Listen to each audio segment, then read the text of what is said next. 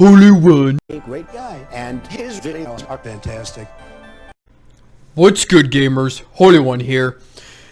Coming at you with my 2-year in review for the Nintendo Switch, and letting you guys know if it's worth picking up or not at the moment, or if you should wait on a possible Nintendo Switch Pro or a Nintendo Switch hardware revision. So, let's start with what I've enjoyed for the past 2 years on the Nintendo Switch. Nintendo has been rocking it with the exclusives thus far this generation for their 9th generation console / handheld hybrid portable. For the last year, I played a couple more Wii U ports, like Super Mario Brothers Deluxe, as well as the other Bayonetta Collection 1 and 2.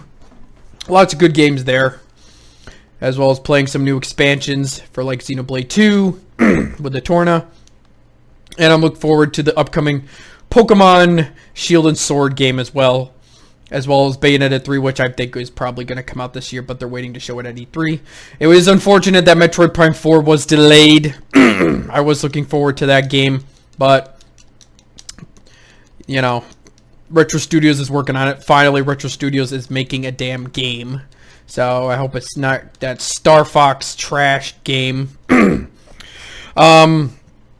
Overall, the Switch for the past 2 years has been doing pretty well. Sales-wise, it's already close to outselling the Xbox One. No surprise there. There's a lot more indies and third-party games coming to it. I'm also looking forward to playing Astral Chain as well as Super Mario Maker 2. Nintendo's finally making new games for the Switch after 2 years of the devs finally having access to it. And a possible Scalebound reboot on the Switch as well.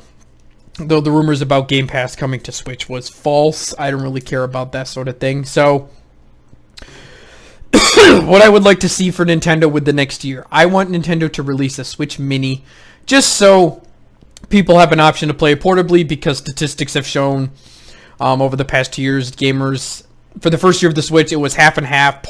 Half people were playing portably, and the other half were playing it on the TV. And now it's gone up to 80% people play it portably, and only 20%, like myself, use it on the TV. So, if Nintendo could make a cheaper Switch Mini, that would be good.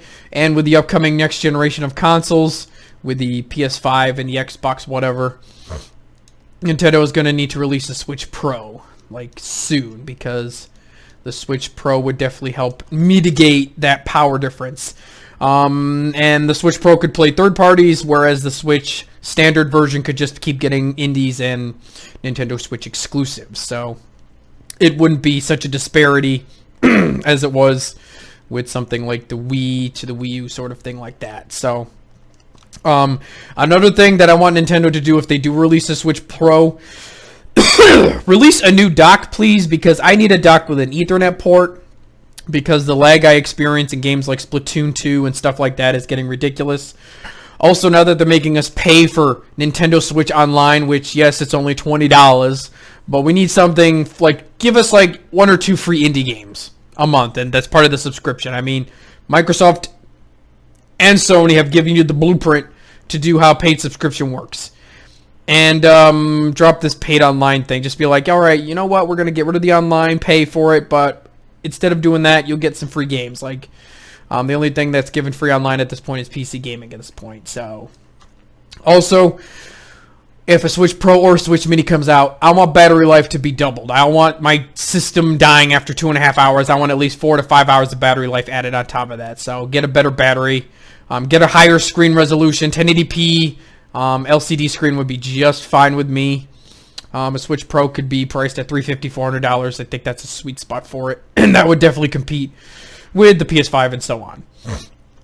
Also, the Switch Pro controller.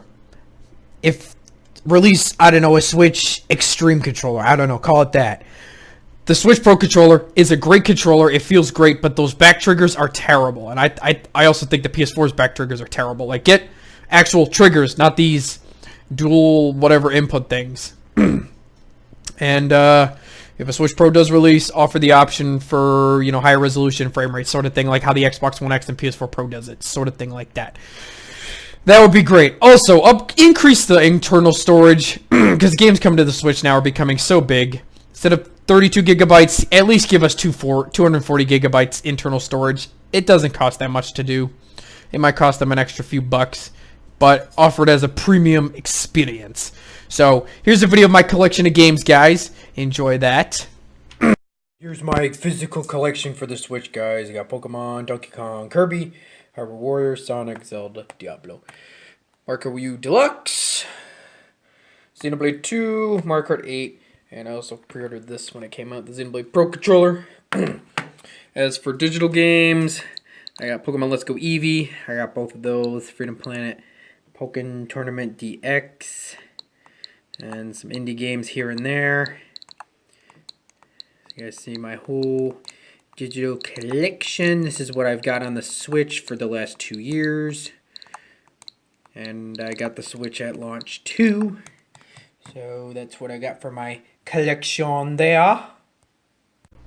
So overall, the 2 years for the Switch have been phenomenal. The system's been selling well. Hopefully we'll get a Switch revision or a Switch Pro, something like that. So the Switch can keep up the momentum while keeping third-party support as well. So I'm looking forward to the Switch games upcoming. It's still a great handheld to have. Most people are playing in handheld mode, guys. Let me know what you think down in the description below. This is your boy, Holy One, out!